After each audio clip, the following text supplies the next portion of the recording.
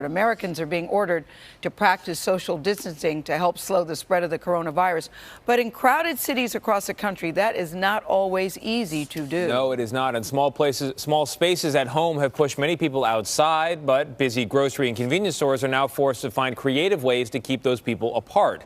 Our national correspondent Jericka Duncan is looking at some of these challenges. Jericka, good morning. There's a pizza place in my neighborhood with a takeout window, and they've spray painted on the sidewalk, "No standing here." It seems like it's gotten more extreme. I definitely believe that. And, I think the efforts that people are making are going to be helpful, in the end. And both New York State and California government officials are starting to really come down hard on crowds at outdoor spaces like parks and beaches. In fact, the governor of California is now shutting down all parking at state parks to help discourage visitors. And in Los Angeles, city officials there have also warned that law enforcement officers will not be shy when it comes to enforcing the rules.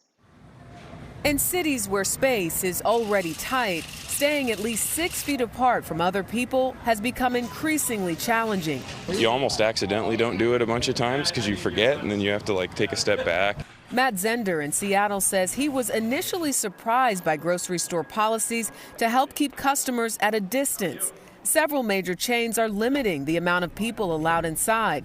Others are adding visual cues like these tape squares to space out customers waiting in line, or placing large crates in front of registers to keep people away from cashiers.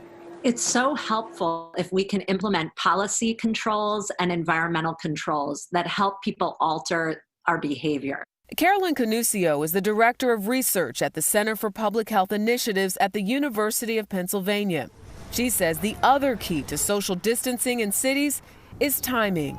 If we need to go out for exercise, we need to try to do that at times when the public parks or paths are not very busy. If we need to go to the grocery store, we should try to either order ahead and just pick up the groceries or to go at non-busy times. Another major problem is people simply ignoring orders to stay home, crowding Los Angeles beaches, Bay Area hiking trails, or New York City parks, and prompting officials to add new restrictions. I think people are definitely taking advantage of going to the beach and still congregating in groups, which now in turn has kind of ruined it for the rest of us. I start to see more and more people in parks together, not really holding on to that 6 feet away rule at all. Canusio reminds people that outside of your home, you should have as little contact as possible with others. I think people let their guard down when they see people who are familiar to them. They don't hesitate to visit the homes of friends. Familiarity does not confer protection.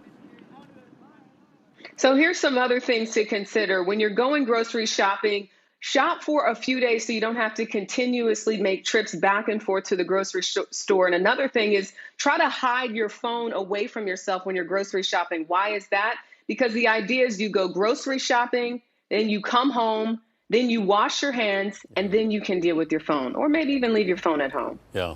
Oh, leave the phone at home. The phone picks, no. Imagine that. Oh, no, They do pick up a lot of, it's a quick trip, right? You're in and Hands out. are over it all the time. Yeah, no, that's good advice, Jericka. She's right. I like, Tony, what you said about your pizza shop, because I went to CVS the other day to get my cholesterol medicine. They have a little table in front, so you have to reach over like that just to get it. I like that they're taking all the precautions that they're taking. Yeah, I think that's very important. It's very hard, though, because, New Yorkers, particularly in a time of crisis, they're used to going up to other New Yorkers and being like, how are you? Yes. We come together, and now it's stay I'm apart. finding I've got the opposite of a gravitational pull. It's like I see somebody and I back away.